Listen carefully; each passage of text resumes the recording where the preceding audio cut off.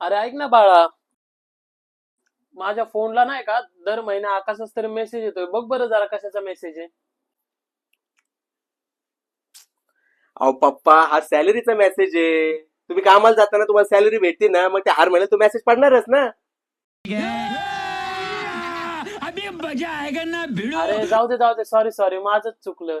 Salary येण्यासाठी पण तू कुठेतरी कामाला पाहिजे ना. जे की तू कुठं कामाला आहेच नाही तर तुला सॅलरी येणार कशी? तुझी काय सॅलरी? तू पोरांसोबत हिंडणार, दिवसभर टवळेगिरी करणार आणि घरी येणार ना, हाच तुझा पगार. बघ बघ, रील बघ. आपला बाप आहे काम करायला. ढकल ढकल, रील ढकल.